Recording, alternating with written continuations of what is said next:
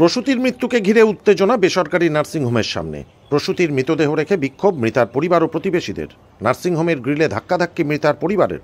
সোমবার এই ঘটনায় ব্যাপক চাঞ্চল্য ছড়ালো মালদার চাঁচল সুপার স্পেশালিটি হাসপাতালের সামনে লাগোয়া নার্সিংহোমে। ফিরে পাবো না, কোটি কোটি টাকা দিলেও ফিরে পাবো না। আমরা চেয়েছিলাম যে আমরা বাচ্চাগুলোর দায়িত্ব ডাক্তারবাবু নিক, তো নিতে ডাক্তারবাবু নারাজ। আমরা এখন দিয়ে দেবো, আইনি পথে যাবো। এখন আমরা থানায় অভিযোগ জানাবো, সিএমওইচের কাছে জানাবো, আর বাচ্চাগুলো ডাক্তারবাবুর কাছে দিয়ে যাচ্ছি। এখন অবস্থান বিক্ষোভে বসবো যতক্ষণ আমরা সুরাহা না পাবো। গোটা রাতে হোক, 2 দিন হোক, 10 দিন হোক, ডেড বডি এখানেই থাকবে, কোথাও যাবে না। আমার নাম রাকেশ নন্দী। আমি প্রতিবেশী। ডাক্তারের নেগলিজেন্স। এখানে ডাক্তার যত কিছু ওর দেখাশোনা সবকিছু ট্রিটমেন্টের ওর করালো এখানে করার পরেও তারপরে ওর যখন বাচ্চা হলো, বাচ্চার জন্য এখানে ওকে ডাক্তারের সাথে যোগাযোগ করতে নিয়ে আসলো, ডাক্তারকে দেখালো, ডাক্তার সব জন্য ওকে সিজারেরও ডিসিশন নিল। এবার যে ওই যে ফাইনাল ডে করলো, ওই টাকা লিও তারপরে মেয়েটার জীবনটা কেন নিল? তাহলে কোথাও কি গাফিলতি রয়েছে ডাক্তারের? ডাক্তারের গাফিলতি তো নাই, তো কেন ডাক্তার সঙ্গে গেল? সাথে কেমনে গেল?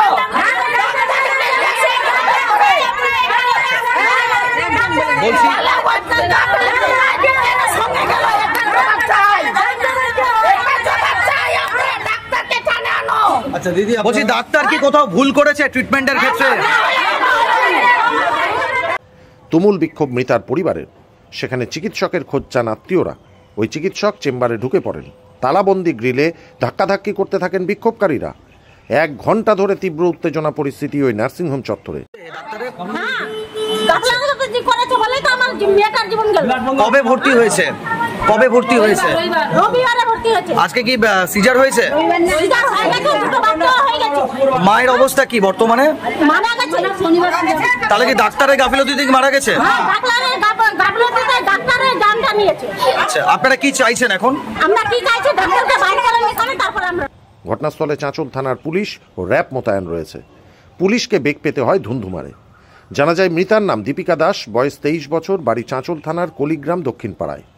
সে নার্সিংহোমে সিজারের মাধ্যমে যমজ কন্যা সন্তানের জন্ম দেন দীপিকা দেবী। শারীরিক অবস্থার অবনতি হলে কলকাতা পিজি হাসপাতালে নিয়ে যাওয়া হয়। সেখানেই রবিবার রাত্রে মৃত্যু হয়। পরিবারের দাবি, কলকাতার চিকিৎসক বলেছেন চিকিৎসায় খামতি থাকায় এই পরিণতি। আজকে কি হলো? আজকে পেশেন্ট কলকাতার রেফার করেছিল, আরজি করে পাঠানো হয়েছিল। আরজি করে ডাক্তার বলেছেন যে রং ট্রিটমেন্টে মারা গেছে। আচ্ছা, কবে ওটা আরজি করে নিয়ে যায়? কলকাতা কবে নিয়ে যাওয়া হয়? কালকে কখন? কালকে আপনি সকালে গেছে, সন্ধ্যায় পৌঁছেছে। আচ্ছা, ওইখানে আমার ছেলে আছে আরজি করে, আমার ছেলে দেখাশোনা করে সবকিছু ভর্তি করানো হয়েছে। আচ্ছা, ওখানে ডাক্তার বলে গেছে যে রং ট্রিটমেন্ট। তারপরে আমি ভেন্টিলেটরে দেওয়া হয়েছিল ওনাকে, না ওখানে বাঁচানো গেল না, ওখানে ঊর্ধ্বশ্বাস হয়ে মারা গেছে। বলছি জমজ বাচ্চা হয়েছিল? হ্যাঁ, জমজ বাচ্চা। পুত্র সন্তান? না, মেয়ে, দুটোই মেয়ে। হ্যাঁ, আগে 3 বছরের মেয়ে রয়েছে। আচ্ছা, তারা কেমন আছে?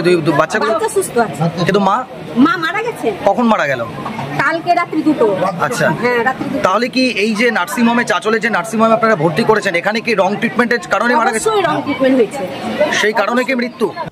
কলকাতা থেকেও দেহ নিয়ে এসে নার্সিংহোমের বাইরে দেহ রেখে বিক্ষোভে ফেটে পড়েন বিক্ষোভকারীরা। 2 সদ্যজাতকে নিয়ে অনবরত উত্তেজনা চলে। চিকিৎসক একটি ঘরের ভেতর ঢুকে পড়েন। গ্রিলে তালা থাকায় ঢোকা সম্ভব হয়নি, তার কোনো প্রতিক্রিয়া নেওয়া সম্ভব হয়নি।